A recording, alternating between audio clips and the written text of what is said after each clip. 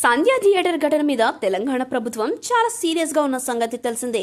తొక్కిసలాటలో మహిళ మృతి చెందడంతో బెనిఫిట్ షోలు, స్పెషల్ షోలు క్యాన్సిల్ చేసింది ప్రభుత్వం. ఈ మేరకు సినిమాటోగ్రాఫర్ మినిస్ట్రీ కోమటిరెడ్డి ఈ మేరకు ప్రకటన చేశారు. అయితే దిల్ రాజు మాత్రం తాజాగా గేమ్ చేంజర్ కోసం బెనిఫిట్ షోలు వేస్తామని అన్నాడు. అంటే తెలంగాణ ప్రభుత్వంతో దిల్ రాజు మాట్లాడి ఈ మేరకు ఒప్పించే ప్రయత్నం చేసేలా ఉన్నాడు. దిల్ రాజు ప్రస్తుతం Telangana film development corporation chairman గా బాధ్యతలు స్వీకరించిన సంగతి తెలిసిందే.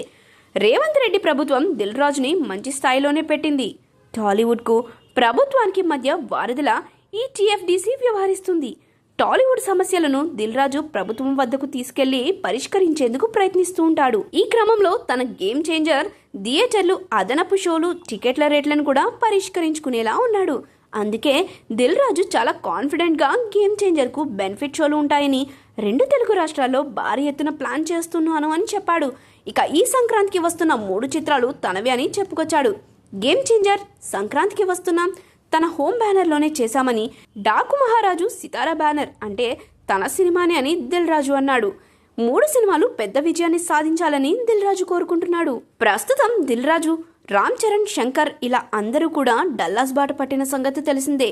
డల్లాస్లో గేమ్ చేంజర్ ఈవెంట్ జరుగుతుంది. ఈ ఈవెంట్లోనే డోప్ పాటను రిలీజ్ చేయబోతున్నారు. ఈ పాట ఇంగ్లీష్ వెర్షన్ కూడా ఉంటుందని తమన్ ఇదివరకే లీక్ చేసిన సంగతి తెలిసిందే. ఇప్పటికే డోప్ ప్రోమో అయితే అందరినీ ఆకట్టుకుంది.